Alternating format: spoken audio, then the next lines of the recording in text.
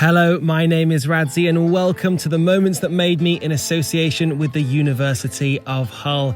Now in this series we discover the 3 moments that have ultimately defined the lives of some of Britain's finest Olympic athletes.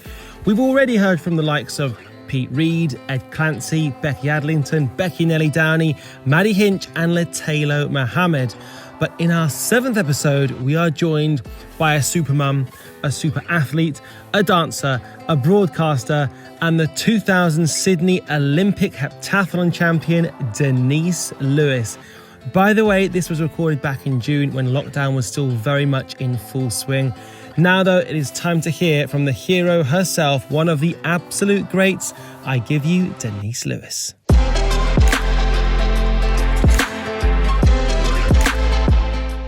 European champion, a Commonwealth Games champion, an Olympic champion in a heptathlon, the lady who refuses to age, a walking cocoa butter commercial, Denise Lewis.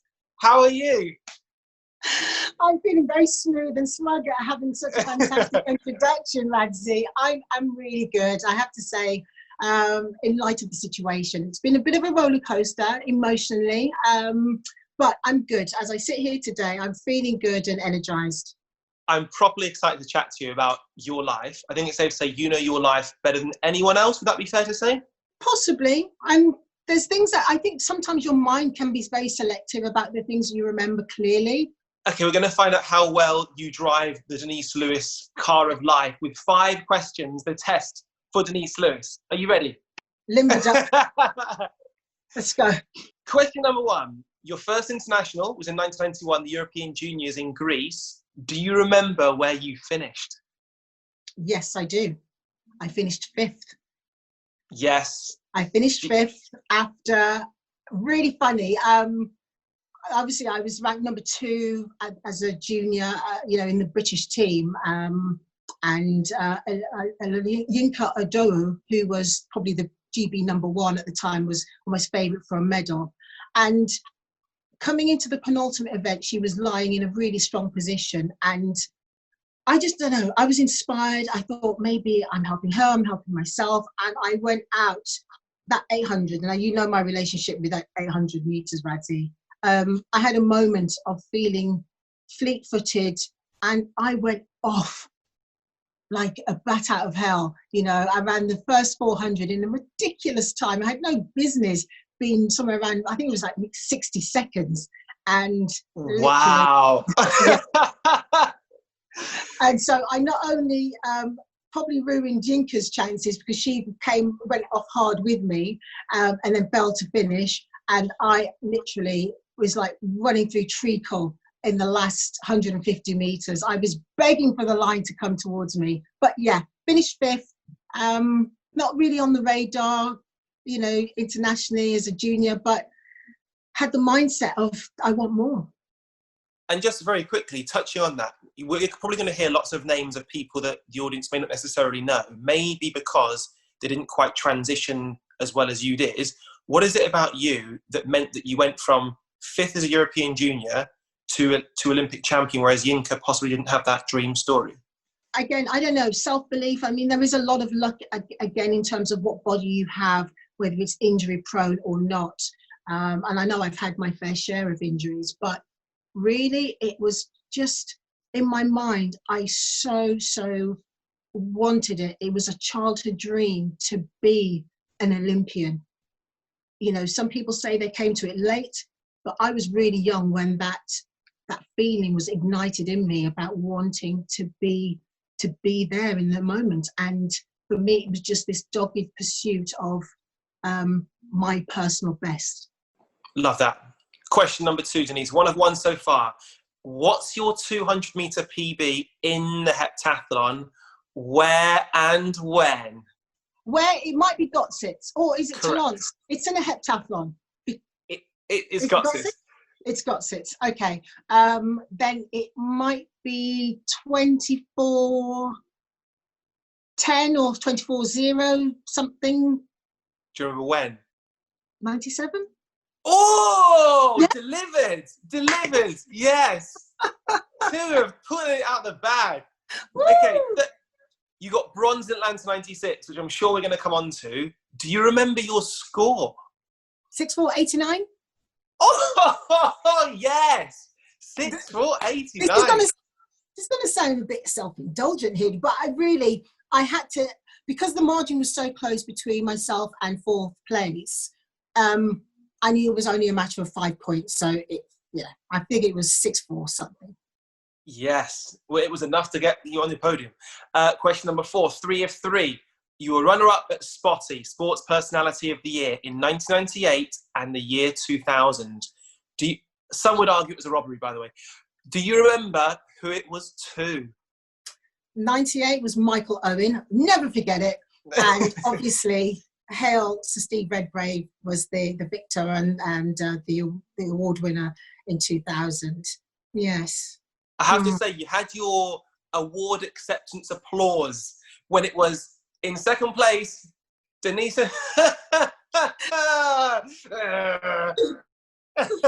Well, football, dominates. So what can you say? He had an inspired year. Let's leave it there, shall we? That was a BBC answer. I liked it. Final question. You're 4 of 4. This is for 100%. In 2004, you made the Strictly final. What dance got you your highest score? It's got to be the quick step. 5 of 5, Denise. Yes. I can even tell you the outfit. I was in silver. Both Ian Waite and I danced in silver. He had lovely tails, and I had a gorgeous satin silk dress. But wow, that was a quick step and a half. It was fierce. It was fast. But yeah, we got quite a few 10s for that one, I believe. Yes, indeed. You and Colin have to say representing the athletics crew when it came to Strictly, but we're going to talk about your athletics career and specifically the moments that have made you. What's the first moment that made Denise Lewis?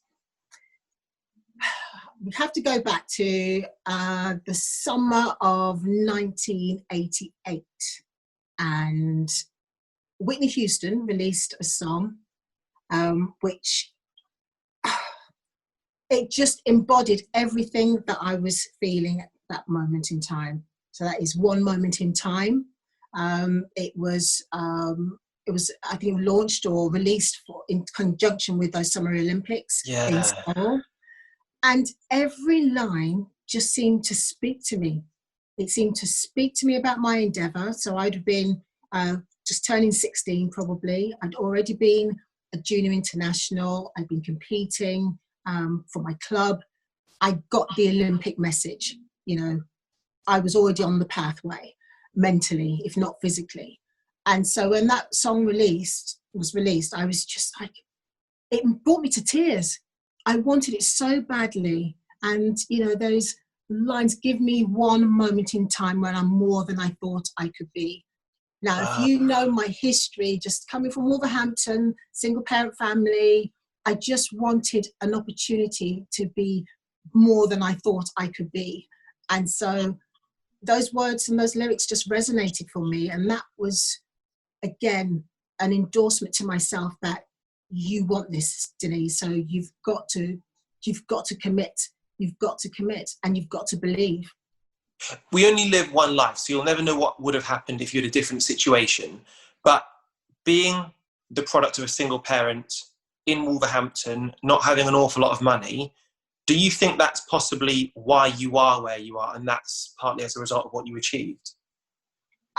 I wouldn't disagree with that at all, Radzi. I think, my mom displayed right from an early age a very strong work ethic, that despite all the negativity that she was experienced now, single parent, black woman in the 70s, she had to ask, a male counterpart, a friend, if she could even sign to get a mortgage. You could not do anything as a single black woman, and, wow.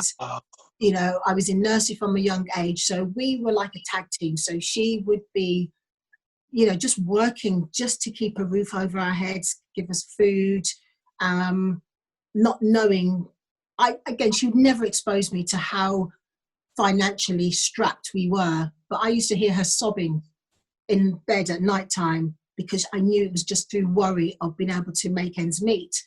And so her drive and her tenacity, I think subconsciously must have sat into my DNA.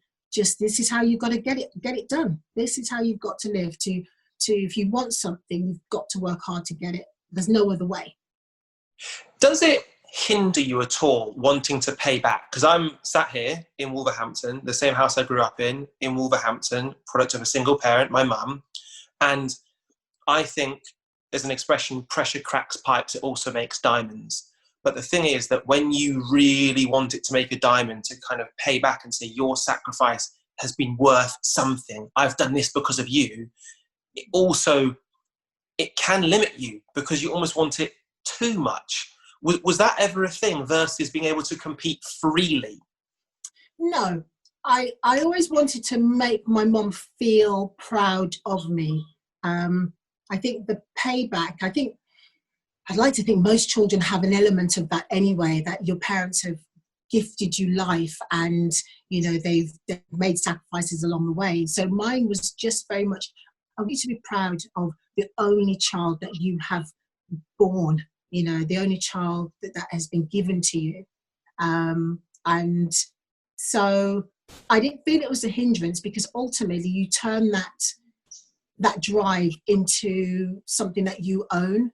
And that was very much for me, personal best. It comes back to, what can I do? How can I improve, if not every day, each year, on what I've learned athletically as a person? Can I improve and take that further? And so I never used to really beat myself up too much when things didn't go well.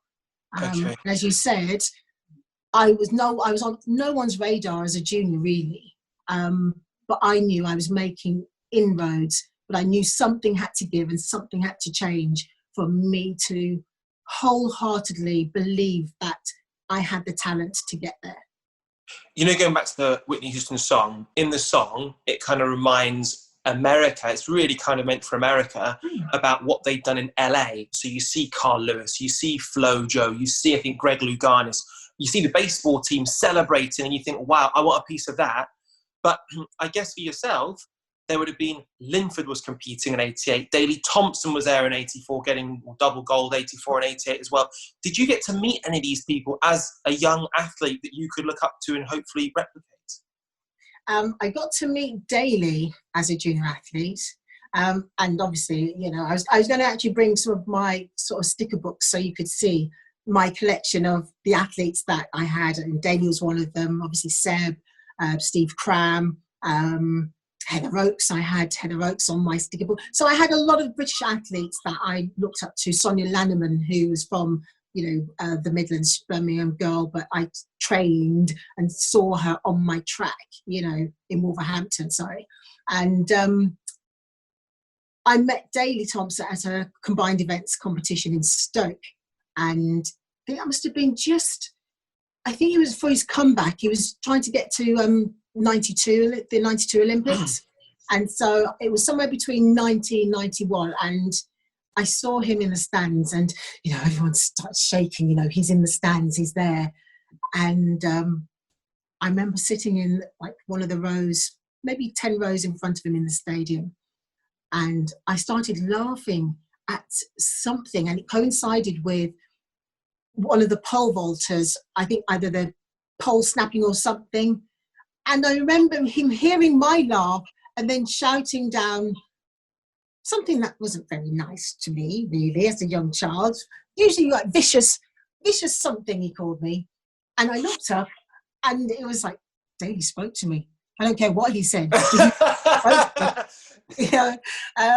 And since that time, I'd like to call Daley a friend. It's been amazing that I can sit, not shoulder to his big shoulder, as someone that I used to look up to, respected, and, I could call on if I really needed him.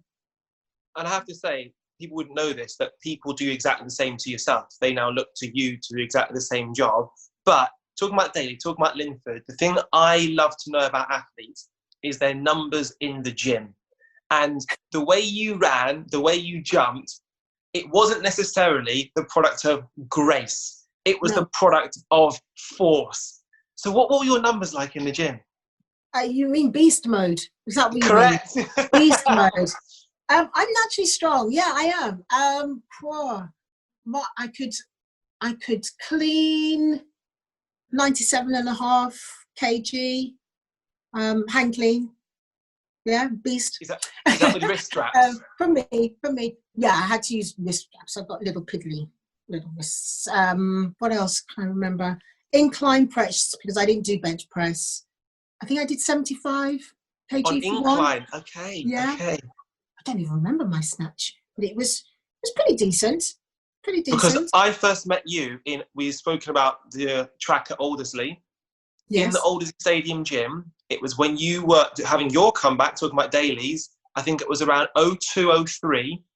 And I'm arriving in the gym. It's a small gym. And I looked to the left, and there was this woman in lycra, focused, doing jump squats. And you had more on the bar than the guys that were just normally squatting. And I thought, that's Denise Lewis. And I thought, I have to say something. So I basically floated around in the area until I thought you'd finished. I went over to you, and you were actually walking to the bar again. I thought, no, I've got it all wrong. And I said, are you going to go for the next Olympics? And you said, that's what I'm here for. And I thought, she's going to do it. Everything about you was so brutally focused. And yeah, so that was, I'll never forget that, meeting you in the gym. And it's safe to say you were in beast mode then. Yeah, I mean, I never used to like weights in my sort of Right. Didn't really like it, because as a woman you just think, crikey, I don't want bulging muscles. But I grew to love doing weights and realised that it was an essential component to what I did. You know, it went along with the running sessions. What I was doing nutritionally, I had to get better, stronger in the gym. And yeah, I managed to train smartly. One thing gym also helps with is avoiding injuries. And that's, I suppose, touching on another moment that made you, which is what happened to you in 89. Yeah, 89. Again, so you can imagine I'm charged up, you know, fully fired and emotionally and ready. 89 was the start of I think it was either the World's or European Juniors year, so I was hoping to make it to that.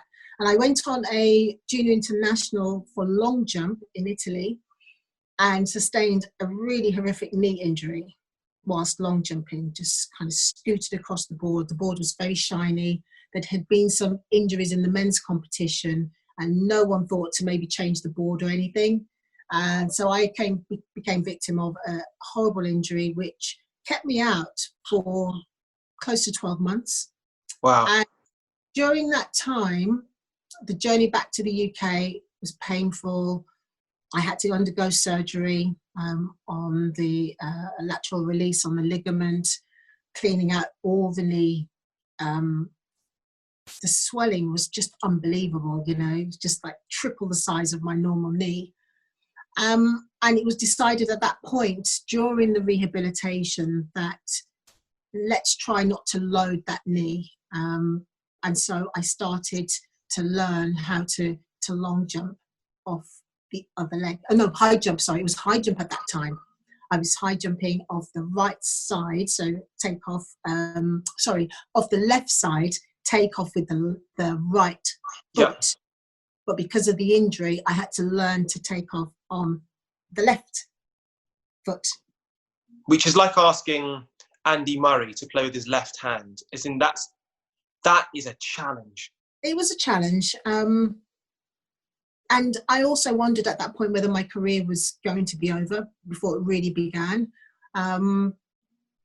Emotionally, I was pretty fed up. But it was the moment when I was told that in order to get the best physiotherapy, I had to travel from Wolverhampton to Birmingham. Now, my mum didn't drive at the time. I was still too young to drive, didn't have a car, couldn't afford it. And so I had to take the train, a bus from my home into Wolverhampton, hobble on crutches all the way down to the train station, on the train, and then literally up the length of Corporation Street in Birmingham to get to the hospital, which is where I was having my physiotherapy. only because I'd been told that the best rehabilitation opportunities were in Birmingham at the time. I had blisters on my hands from the pressure of the crutches. Wow. And it was during those journeys, a couple of times a week to get rehab, that I thought, this is character building. You know, you are prepared to do this. You're not looking for the easy way out. I'm sure I could have found a physio or someone in Wolverhampton, but I wanted the best opportunity to get well again and the best advice.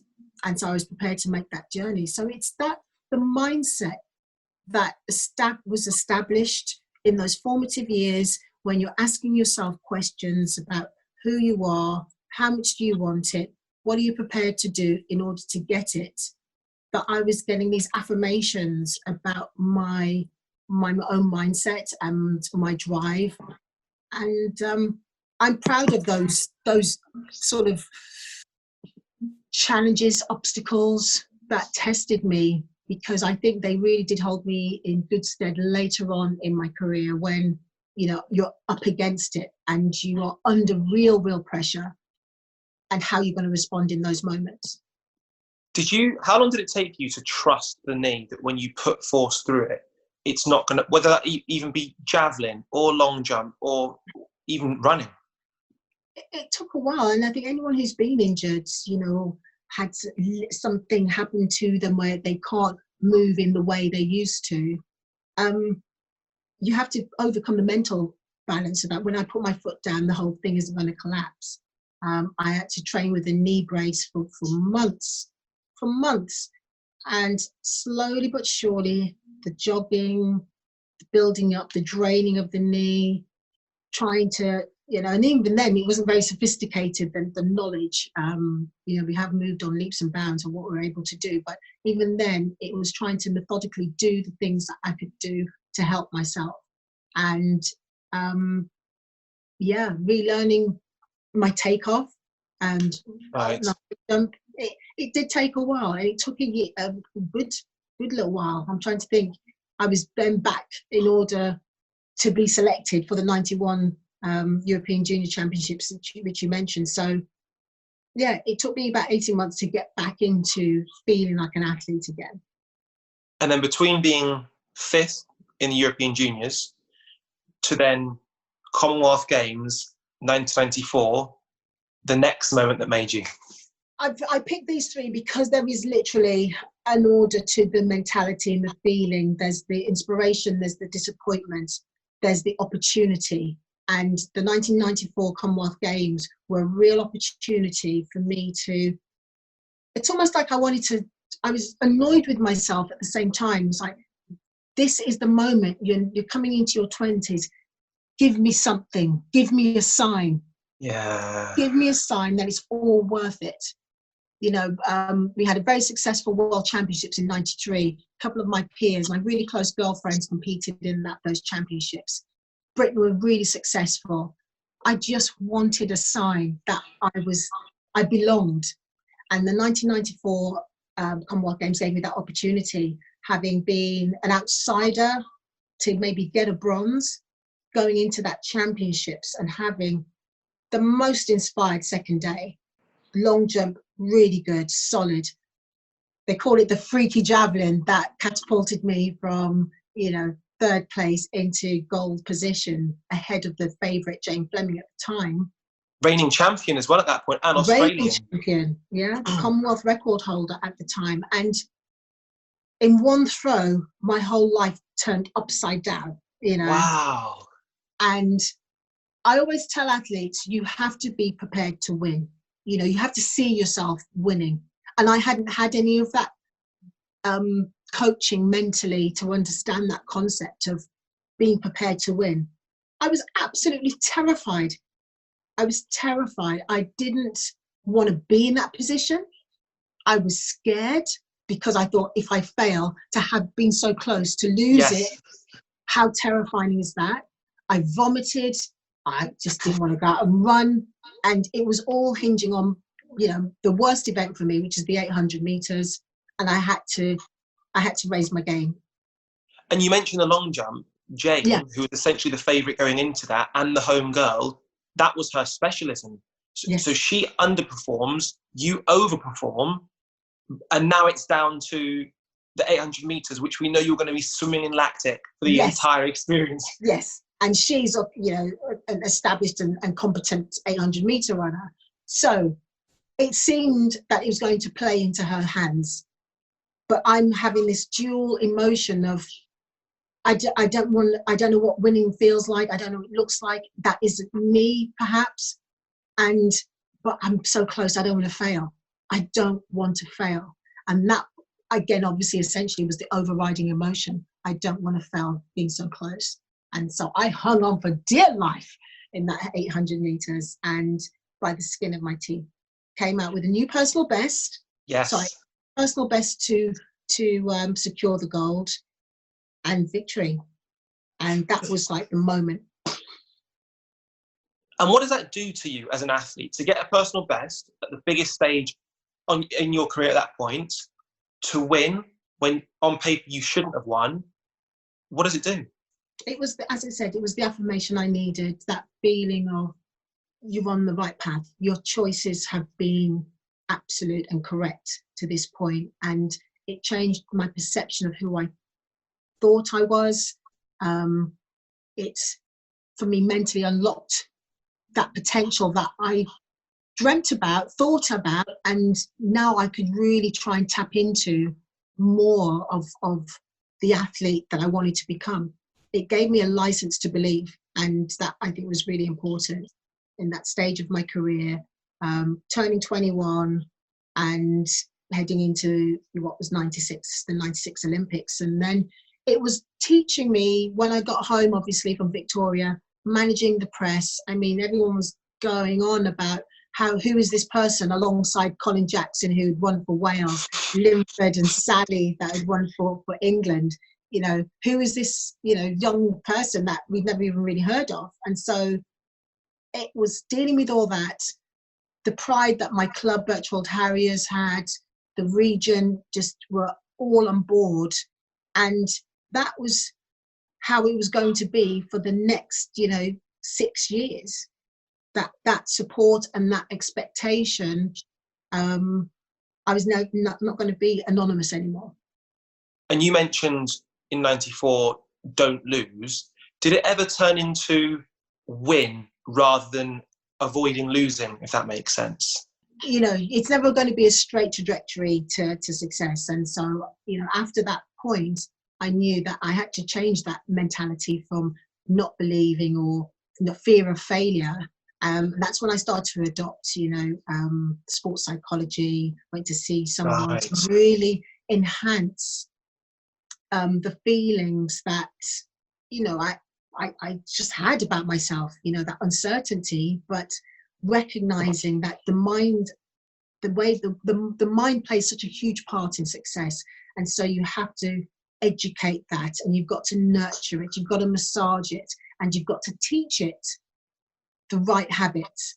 And so that was my starting point of that self-belief and that changing the losing mentality to how do you win? What does that look like? What does that feel like? Are you ready for it? Right. When I started to take that into my performances. So going into 96, you get bronze. What was your expectation and aim for yourself going into that Olympics? Well, I set a new British record, Commonwealth record. I thought I was the bee's knees, and it was like, I'm ready to take on the world now, and so when things weren't going particularly well during those Olympics, first day was horrible, absolutely horrible. Second day didn't even start with any sort of positivity. The long jump was a disaster for someone who was quite a competent long jumper. I had to really dig deep and retrain myself that it's not over in heptathlon until you've run that last event. And so that's, again, the mindset of, I'm not going down like this. I'm fighting. I've got to turn this negative feeling and experience thus far for your first Olympics. You've got all that emotion of, I'm at the Olympics. It's just supposed to happen, isn't it? No, it doesn't just happen. you've got to prepare for it to happen, and the experiences, the noise, the being part of one team, all of those things, managing, sharing with, another 8 women in the house, all of those emotions, you don't learn unless you're there. And as I said, it was important for me to be able to turn that championships around and actually get the only medal from anyone in the team, female team, the only bronze medal at the time. Wow.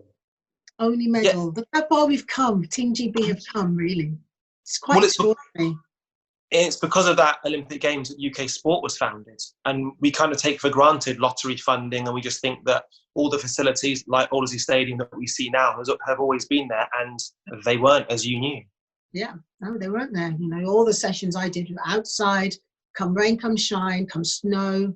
And even still for a long time after that, it was always outside facilities because there was still no real indoor high performance centres. Even coming up to Sydney, that still was just the infancy of all of that. Can I ask you about the world champs? In 97, 99, you get silver medals in both. Yeah. How do you assess those performances? Do you see them as close but no cigar? Do you see them as, I'm very happy with, I achieved as I should have? Because when you look at some of your GOTSIS performances, if they'd been replicated in those champs, you'd have been sniffing a gold medal. Yeah.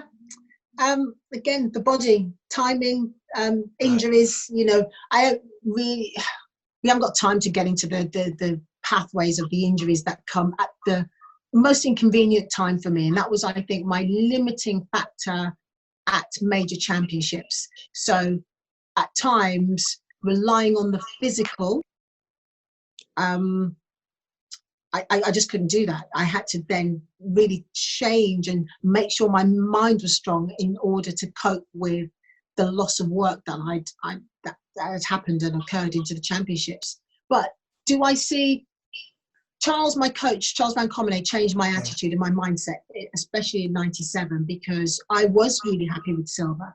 It was a step up from the bronze. Yes. It's going in the right direction. I, again, was only one of the few female medalists at those championships in athletics. And so it was all good until he reminded me that you actually didn't win the silver, you lost the gold. Wow. And I was like, he's the only person to have the cheek, but actually the fortitude and the mindset to tell me that. And I really took that on board, that no, I shouldn't be celebrating, because I was able to win in 97. I was able to win in 99. And so it is what it is. On the day I was beaten by 2 phenomenal athletes, but I just didn't do enough when it mattered. And they raised their game. Both of them absolutely raised their game. Just before we talk about what happens in Sydney, I've got to ask, when was your euphoria moment when you're competing?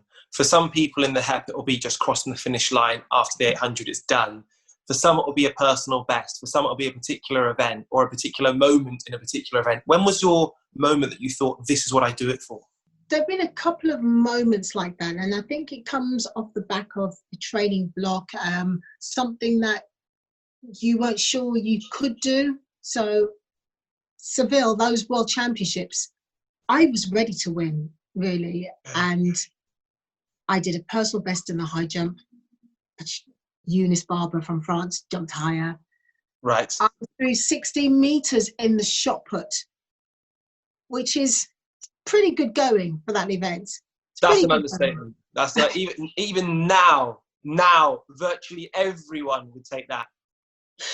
And that was my moment. It was like, yes, it's that pushing the boundaries to get the absolute last bit of juice out of your limbs, your physical understanding of a particular event.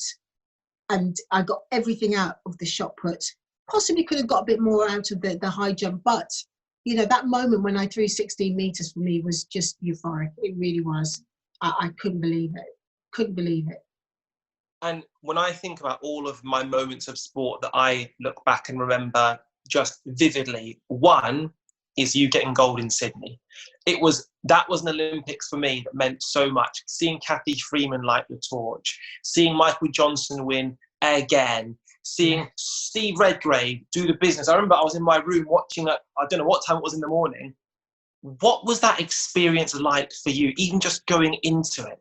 So well documented about the going into it, again, injuries, but it's the turn of the millennium. You know, it felt like it was my time. It was now or never. I really felt that. It was now or never. All the stuff that had gone before, I just thought, you know what? No matter what's happened to me, I've got to make this count. And yeah, you know, you saw Kathy Freeman light the flame, and, you know, I challenge anyone to not feel something at that moment. Yeah. It was so momentous, you know, it was just huge. And so you felt you were part of something special at those Olympics. So to win there, it was just everything. You know, it was just everything. The validation that I needed about myself, my journey, the injuries, that overcoming mentality. You can get through it. You can get by. You can make it happen. You can make a difference. You can learn a lot about yourself. All came into one in that championships. Because Where was your mum? In the stadium. My mum was in the stadium at every championships. You know, she was my you know, like my little Bunsen burner light. You know, she's always there, lit and secure in the knowledge that no matter what happened, my mum would still love me, and she was not going to judge me either way. And that was very, very comforting. But she was there in Sydney. She cried like a baby. And so it was nice to be able to share that moment with her, you know, trackside. And, you know, she didn't say much. She just sobbed, but I could feel everything, what she was going through. You know, just her daughter had done it. But in the context of anyone's child to win anything, they'd be prized. To win an Olympic medal, incredible. Olympic gold, off the charts. But the context of how you were born, very little money, you mentioned Black woman, family challenges. To see that girl who ultimately caused, I imagine, family issues, to then have that name in lights, that national anthem being played to the world, to be decorated in I mean, have you ever spoken to her about that? Funny, you're probably putting me on the spot now. I don't know whether I've spoken to her directly about how it made her feel. My mum's a very private, quiet person, and so there is probably some negatives to the focus that put her into as well. Sharp focus, you know, amongst her peers and in her community and in the workplace. Almost like, you know, pride, but not always wanting to be at the center of that. But I know she understood what it meant to us as a unit. You know, it changed our lives. It changed what I could do for her, where I could take her. And even in the years before, you know, she would not have seen the world if it wasn't for my participation in athletics.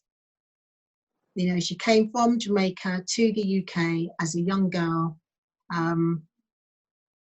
You know, she only went back when I was 9, you know, so that was already more than 10 years that she hadn't been in the land that she loved so much. And she would never have seen the places in Europe. I think, because she's someone who is very humble, she works and she just stays in her own little lane. And so I extended my hand, and she took my hand, and she traveled around the world with me wherever I went. as much as I could take her. It was what I thought spoke volumes was there was an Australian guy that interviews you afterwards, and he asked the age-old question in sport, what's next? And normally what you do is you'd make a joke. You'd say, oh, I'm going to have a nice hot bath. I'm going to have a rest. I'm going to go on holiday. You said another one. That was not even an hour after you'd won. No, in fact, you just done you had the national anthem, the medal ceremony, and then you said another one. It came to Athens and obviously didn't work out how you wanted it to. Do you regret going to Athens? How do you look back at that experience? What you need to know is that at the top of my training programs, I had literally written 2 sentences every single training program for over 4 years. I have 2 gold medals in me, and I'm going to get them regardless of what my other competitors do. And that was my thinking. I believed, as I told you, that transition, I believed I was good enough. What you don't account for is how your body is going to be. And so I was always mentally ready. I was always prepared to get to Athens, even though everything around me was saying, no, give it up. I just wouldn't listen. Wouldn't listen to my body, didn't actually listen to my doctor when he said I needed surgery after sort of 2001. After Sydney, actually, he said, you need to spend time getting yourself right. Your foot is not good. Come and have the surgery. I was like, I can't be bothered. I'm so injured. I don't want to face another whole year of rehabilitation again. But I knew my left foot was damaged. It was really, really damaged. And so those are the things that I regret if you put me on the spot. The latter, the decision making that could have given me longer in the sport that I love so much. And I think that, coupled with twisting my ankle just before, just at the start of the year, 2004, going on a run, I was in the forest, went over, everything was just going against me. I shouldn't have gone. So I mentioned to you meeting you for the first time in the gym, and you'd have met loads of people, so I wouldn't expect you to remember, but the bit I didn't include was something that you said, and it stayed with me to this day, and it's a part of my mantra. So I said to you, are you going to go to Athens? And you said, you actually didn't say yes. What you actually said was, I don't know, but I'm here to find out. I have to find out. And I remember thinking, wow. And it was because I presumed Denise Lewis, she will be going to the Olympics the same way Daley Thompson will be at 92 and he'll win gold again. You don't know the human story. And so with my trajectory into TV, it was always, I can deal with answers I don't want to hear. I can't deal with questions I don't have the answers to. Sure. And that mindset actually started kind of speaking to you in that gym and just hearing that, because I thought, if Denise Lewis doesn't know, but she wants to find out regardless, and then it didn't happen. I remember watching Athens thinking, I don't think you'll be that disappointed, in the sense that this is what happened. You found out. It wasn't the ideal, but at least you know. Yeah, there is some of that. But I'll be honest with you, I sit and think about the things that didn't go so well more than I think about the victories. I don't know why. It's maybe it's normal for competitors, but there's bits that I think I could just rewrite that little bit of it. I feel satisfied. Yeah. Denise, it has been an absolute pleasure. There is so much we could talk about. When you've had such a long, prestigious career, we could have spoken about the punditry, we could have spoken about Strictly, we could have spoken about all the things that you do on TV as well. But thank you so much for your time, because your most important role is you are a mother and you've got to get back to your children. So thank you so much for your time, and thank you for being so honest as well. Not at all, Radzi. Love talking to you.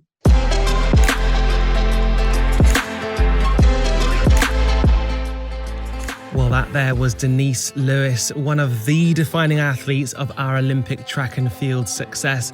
And total disclosure, I am a Wolverhampton boy. I am extremely biased because I think Denise is great. A true one of a kind, from a single parent teenage mother to an Olympic champion. One of the last legends of athletics, in my opinion. Well, if you enjoyed that, please rate, review and subscribe wherever you get your podcasts from. And you want to make sure that you join us next week on The Moments That Made Me in association with the University of Hull for more Olympic insight and defining moments. You are absolutely not want to miss this one, because we'll be joined by one of the best ever GB Olympians in his field, and that field is gymnastics. He is a 3-time world champion, a 2-time Olympic champion, Max Whitlock. Whatever you do, don't miss it.